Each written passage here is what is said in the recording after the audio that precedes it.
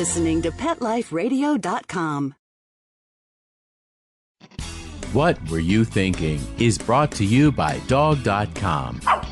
For everything and anything dog, shop Dog.com today for all the top brands. Greenies, Frontline, Kong, Nylabone, Royal Canin, and more. Shop at Dog.com and use the promo code SADTHINK, SADTHINK, and get $15 off your order of $75 or more. You've had a long day at work, and you can't wait to just get home, take off your shoes, plop yourself down in your favorite chair, and relax. You walk up to your tranquil residential home and your neatly manicured lawn in your quiet suburban neighborhood, put the key in the lock, open the door, and...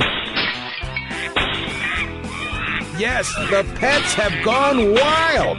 What were you thinking? Welcome to the show about everything you always wanted to know about exotic pets, where to get them, what to feed them, and how to care for them. You'll even find out why some people live with a monkey. Now, here's your host, exotic pet expert and author, Bob Tart. Hey, Bob, what were you thinking? Hi, I'm Bob Tart, author of the books Enslaved by Ducks and Foul Weather, and welcome to another episode of What Were You Thinking? My guest this week is Cheryl McAtee. Did I say your name right? Yes. Okay. Before we get to Cheryl, I wanted to mention something about a book I talked about last week. My friend Kimberly Link, who is the founder and director of Majestic Waterfowl Sanctuary in Connecticut, she has written a wonderful book for pet duck owners. It's called The Ultimate Pet Duck Guidebook. And I mentioned it last week. The thing I like about this book so much is that this is the first book I've ever read about caring for ducks that doesn't treat ducks as an entree. So you won't find a section in this book about how to butcher and prepare your duck for the dining table. The reason I'm mentioning this book again is that last week I said that you could get this book through Amazon, and Kim told me she's not going through Amazon, that to get a copy of the Ultimate Pet Duck Guidebook, you want to go to Kim's website, and it's easy to remember. It's just majesticwaterfowl.org.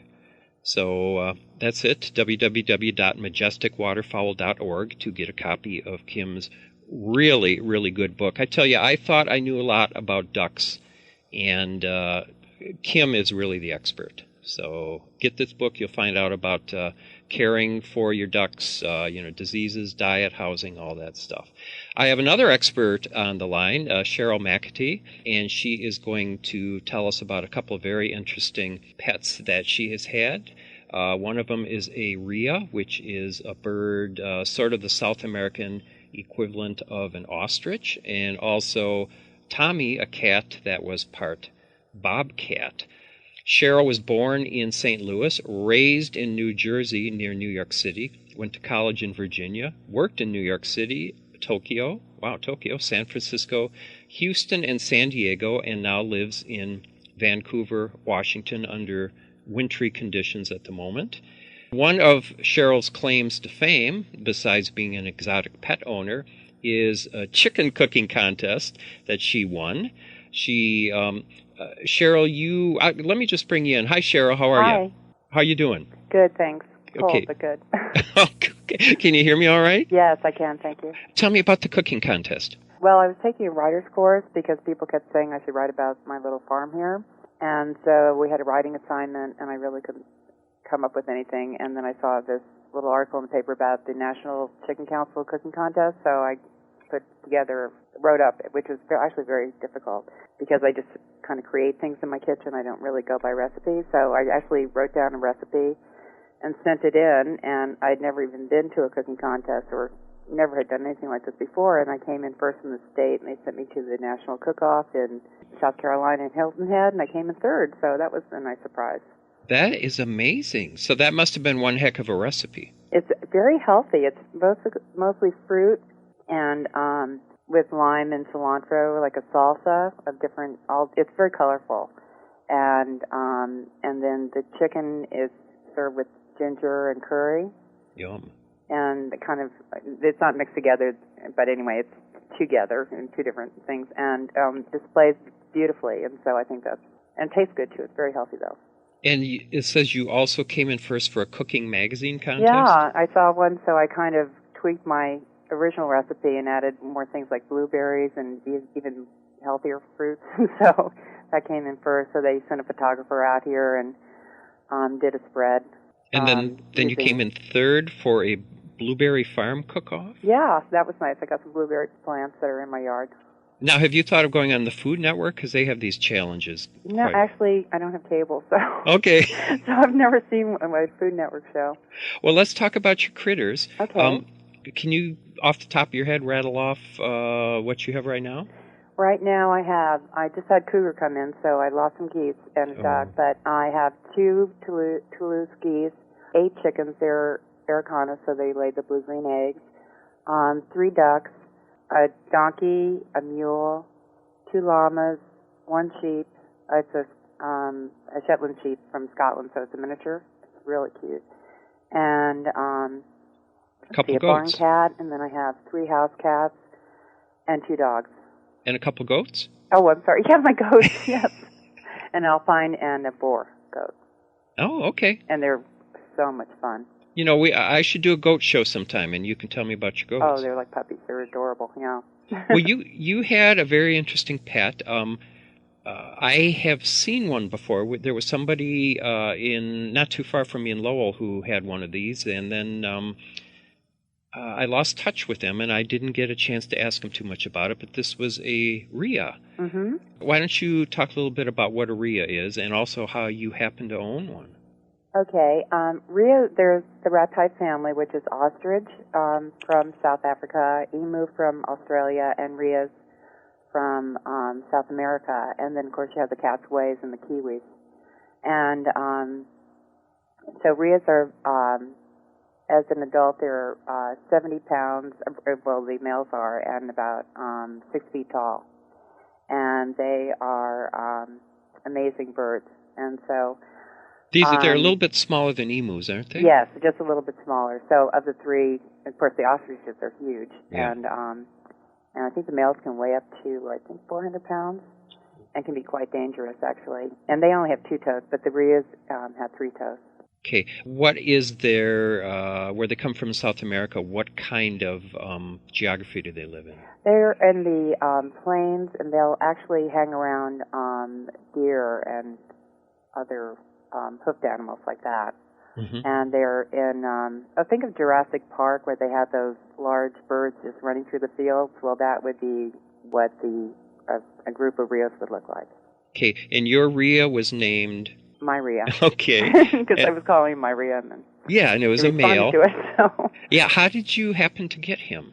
Well, I had actually read about them, and then there was an ad in the paper. I don't even know why I was even looking there, and for Rheas for sale for like $10.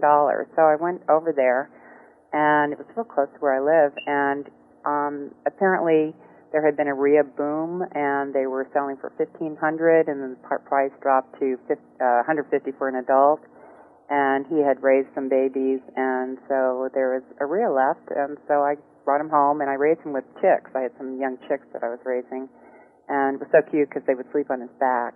Oh. And so then when his hormones kicked in, well, I was hoping it would be a female. They told me it was a female, but it wasn't. And he started actually getting aggressive toward the chicks, so then he really bonded to me. And only if I wore a gray jacket. Okay. That I had to wear with him, otherwise he could become pretty aggressive. They can be very aggressive. Yeah, I wanted to ask you about that. What kind of housing? He had part of the barn, and that opens to a pen with 7-foot fencing. Okay, and that was high enough? Yes, it has to be at least that high. Yeah. Do they need a lot of space to run in? Or? Yes, this is a long rectangular area, and they like grass, and then I had blackberry bushes on the sides of the fencing, so he loved the blackberry leaves and of course the blackberries in season. Did he ever get out? There was one escape, Uh-huh. and then I re-upped the fencing, and never happened again. And but he was real easy to come in, actually. Oh, he was. How did you just open the gate and he went back in? Yeah, followed me right in. Okay, I envisioned you maybe having to ride him back. No, although he was big enough. Wow. Yeah, the folks we knew who had the Rhea, they also had a couple of, is it emu or emu? Emus, and they are notorious for escaping. And I guess for being aggressive, because the wife told us that she drove home once and the emus had broken out and she didn't dare get out of her car. They wouldn't let her Oh, get. wow. Oh, well, Rhea was actually fine. He just followed me in. Yeah. But he only would go in one gate. He wouldn't go in another gate. Yeah. It was really funny. Well, what was his personality like? It was sort of either real friendly and real sweet and calm, or he could become aggressive. But he was mostly really friendly, and he could eat, if I had just like one berry in my hand, he would very gently take it out. But his beak, the beaks of Rhea's are made for tearing, so they can be quite harmful. Luckily, I didn't have a problem with that. Are they vegetarians?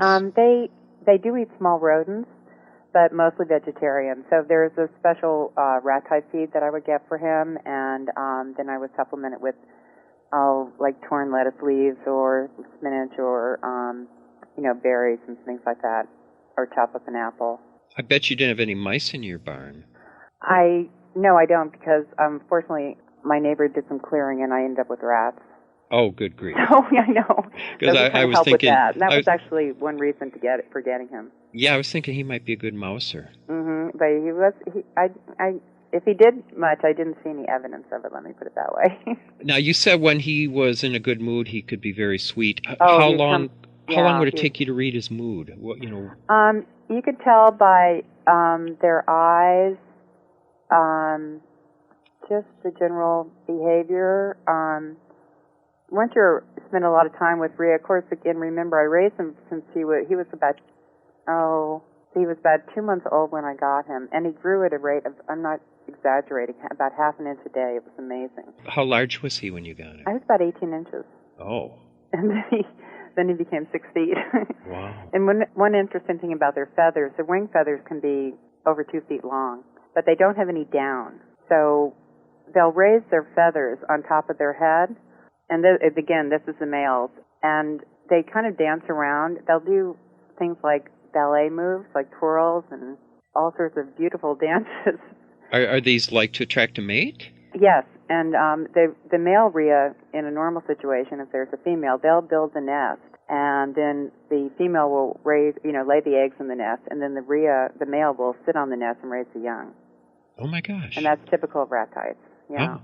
So the female basically has it pretty easy. How did you learn about wearing the different color clothes around you? Because if I didn't wear this gray jacket that I got for doing farming chores, I was wearing it when I first got him, and it actually kind of matched his colors. Mm-hmm. If I wore anything else, he would get very aggressive. Okay, because I don't think I would necessarily put two and two together that quickly, it was real obvious. Was it? Okay, I've noticed sometimes every year in the wintertime, sometimes it gets so cold here, I put a mask over my face. Mm-hmm. When I go out in the barn, it takes the animals a little while to some of the ducks to associate that with me all over again. Right, you have to kind of talk. Then they're okay. Then they're all right. But mm-hmm. But you figured that one out right away. Oh, it was real obvious. You would feed him, and you said he would take the blueberries right from your hand? Very gently. Mm-hmm. Wow. Just one little blueberry or blackberry, didn't matter. He would just gently take it out of it. Or grapes. He liked grapes. Now, you do have, you were telling me that it's pretty cold there right now, isn't it? Right now, it's very cold. So how would he, have done in weather like what you're having right now? Oh, he would have been actually fine. I would let him out there, even though it's not above freezing during the day right now. But it's nice and sunny. And the only time I ever kept him in was when we had snow. Oh, okay. But he would be fine, and their feathers really keep them warm. And way back when, the Incas would use their wing feathers as capes, mm-hmm. and because of the warmth. And actually, sometimes when I was cold, I just put my hands under his wings to warm up my hands. That's a tame bird if he'd let you do that. I can't get away with that with our geese. Actually, my one goose that I had would let me do that. Wow. Well, I'm going to take a quick break here because we've already gone through half the show, believe it or not. So we're going to take a break for a word from our sponsor, and we will be right back with Cheryl McAtee.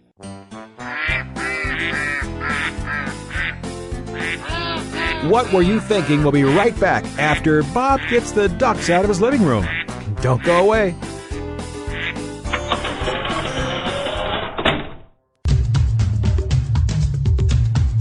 There's a movement afoot, ShoeBuy.com. Join the millions of people who shop ShoeBuy.com's over 400 brands and 500,000 products. Order now and get free shipping and free return shipping. ShoeBuy.com, the world's greatest shoe store. Walk your dog in style and comfort. Enter the code THINKING, THINKING, at checkout and get a 10% discount plus free shipping at ShoeBuy.com. Love your pets but wish their medications were a lot less expensive? They are at 1-800-PET-MEDS. You'll not only save on flea and heartworm medications, but on prescriptions for arthritis, incontinence, thyroid, and more. And you get fast service, free shipping, and a 100% satisfaction guarantee. Plus, our licensed pharmacists ensure accuracy, monitor drug interaction, and more. See why over 5 million people have trusted their pet's health to 1-800-PET-MEDS, America's largest pet pharmacy. Call now or order online. Go to petmeds.com/what, WHAT, to get 10% off any order and free shipping on orders of $39 or more.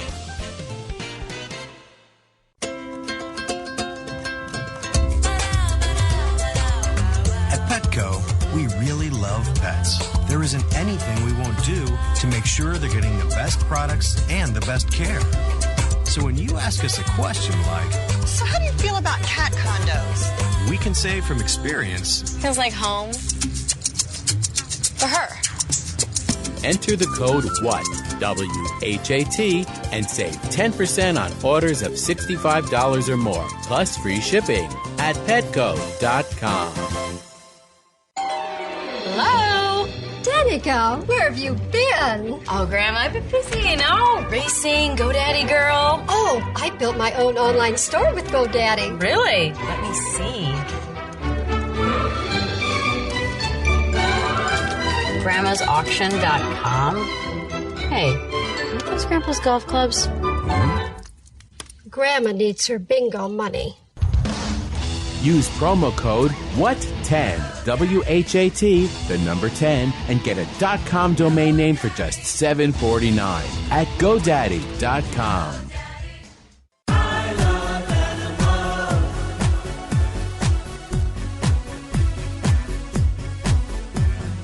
If you ask the question, what do I want? What do I need? I'll take affection. I really should mention I need time, I need love, I crave attention. This is me waiting by the door, with shaking tails and happy hearts, and running circles round the floor. That's always when the party starts for me. They are my friends, they are my children, they are the furry.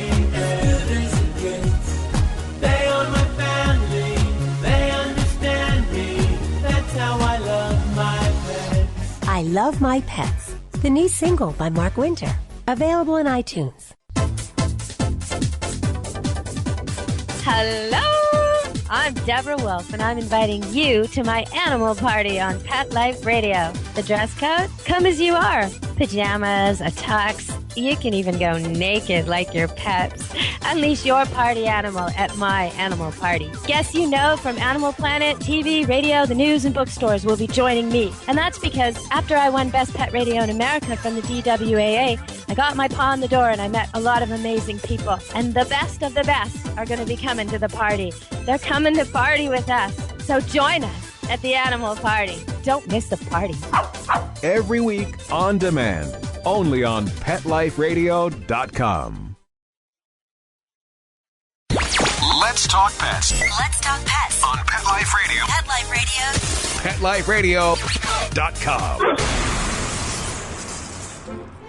Okay, ducks are in the pond, rabbits in his hutch, and monkeys... Ow! In my car! Oh, okay, well, I go check my insurance policy. We'll turn you back over to Bob. Hi, I'm Bob Tart. You're listening to What Were You Thinking? We're talking to Cheryl McAtee about her pet Rhea she had for... How long did you have Myrhea? I had him for a little over 12 years. Okay, that's a nice long life for a pet.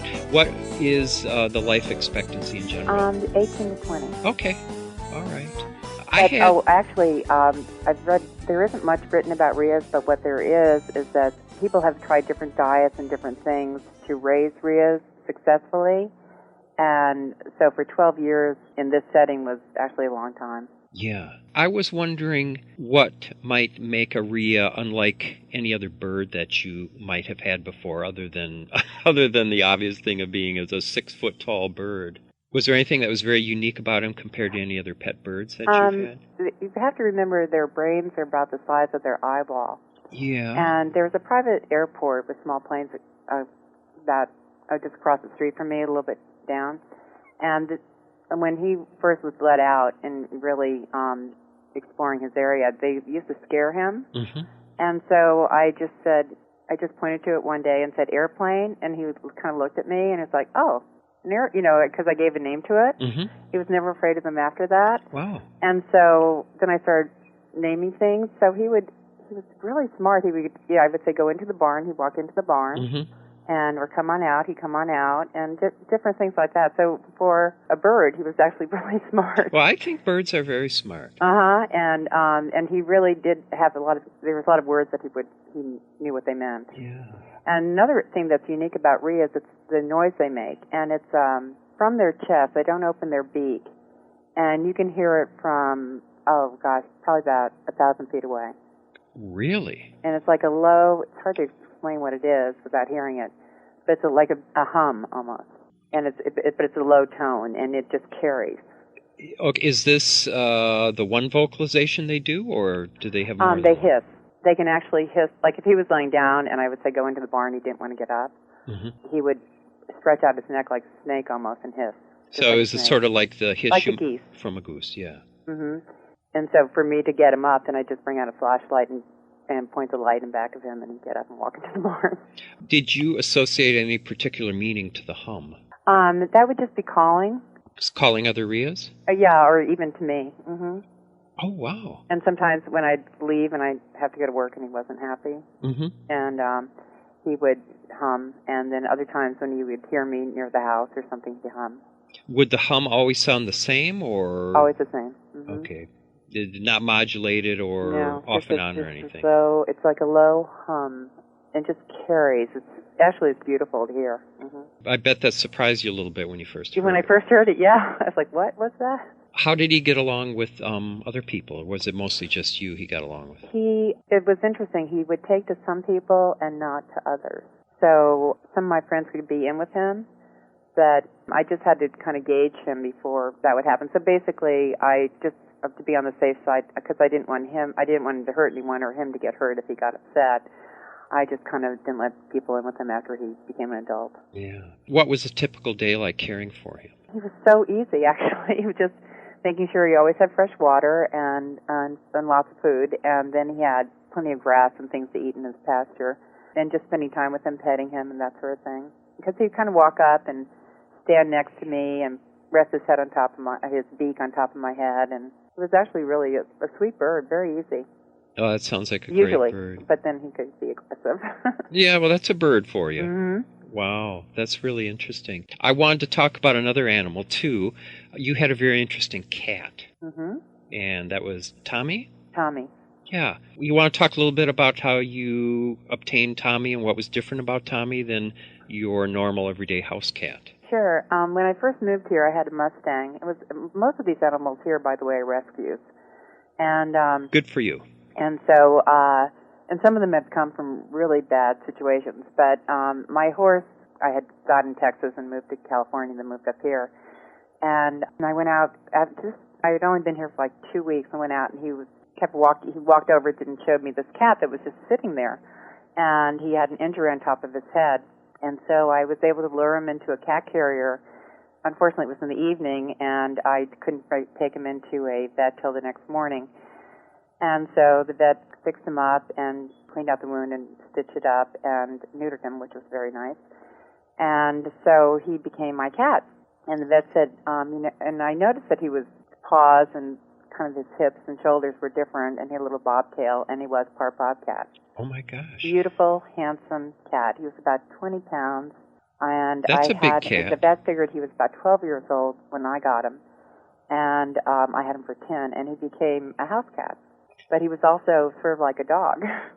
Wow. And so in his behavior, so he would be out with me wherever I go. He'd follow me around the yard. He actually learned a lot of commands. And I had a 110-pound Malamute and a coyote mix that I got in Texas for dogs, and they definitely respected the cat. There was never any fighting. They just realized this cat was in control, or was like the master. Yeah, what was his color like, or did he get that from the domesticated cat? Tawny. He was sort of like a tabby, but not. He had the hairs coming out of the ears, very interesting head, and he was sort of like it's hard to explain. Sort of just figure bobcat and maybe a tabby combined. Do you have bobcats in your area? Yes. Okay, so do you think this was a natural union of yes. Is there a lot of that going on? Yes. As a matter of fact, when I lived in Texas, they would breed a bobcat with. They had 2 Siamese cats at the feed store, and they would sell those kittens for $2.50. But in I think it was 1997, Pixie Bobs, which is a combination of cat, domestic, and bobcat, became a recognized breed. I've heard of them, but I didn't know what they were. And that's what a Pixie Bob is, and they're really cute. Did he have any wild personality traits at all, or something wild about his nature? He did when I first got him, and after he was neutered, his hormones kind of calmed down. So he wasn't, for example, if you pet him and left your hand on him, he'd bite or scratch you. Oh. But after a couple months as a house cat and his hormones calmed down, as a matter of fact, they even had a danger sign on his chart at the vet's because he attacked the vet. But then he was just the sweetest cat you could have. He was wonderful. He never did that again. But I always felt that if I was ever in danger, I would want Tomi around even more than my Malamute. So he sort of looked on you as somebody that he would protect, is that right? Oh, definitely. Mm-hmm. Were there any instances, any examples of where he kind of looked like he was ready to come to your aid? Well, he did chase, he actually transformed into like a bobcat, I guess, when he chased a few stray cats out of the yard. But when someone would knock at the door, he would be the first at the door and check them out. Oh, my gosh. Check people out. Did you see like a dog? Yeah. Did he seem smarter than? I think cats are awfully smart. They are. Yes, he's different. It was hard to explain. Mm-hmm. I would recommend anyone that likes cats to spend some time with someone that has a Pixie Bob or just one like Tomi. He learned commands very quickly.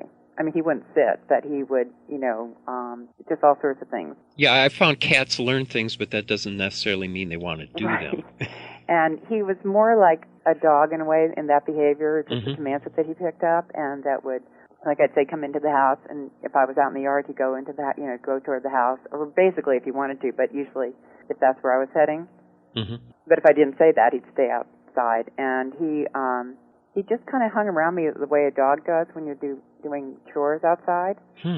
And he was very protective of the ducklings and the baby chicks. I was going to ask you about that. So there was he understood that they were off limits. They were part of the family. It was like whatever was here was his family. He guarded anything here. So he wouldn't chase wild birds or anything like that? No. Okay. And I have wild bunnies in the yard, and he was fine with those too. Okay, because I think that's interesting that we have a couple cats that if they're outside, they will go after birds. But when they're in the house, they don't even look at our pet birds. They get it. Now, Tomi kind of it was whatever was here he was basically responsible for taking care of. But if anything stray came in, he was right on it. That's interesting. I can see dogs having that behavior, but that's really new to me that a cat would act that way. That's why Pixie Bobs, especially this one, was so interesting.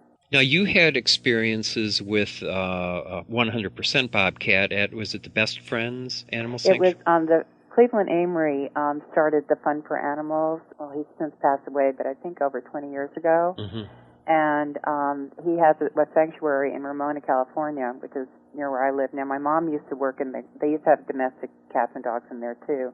And my mom used to do volunteer work at the cat house. And but I liked working with wild animals. So it was a pair of bobcats. They were third-generation domestic. So it was brother and sister Bobby and Susie. And they were as gentle as could be. They loved being petted. And really? I would say the only danger was if they licked me too much. Their tongues were really rough.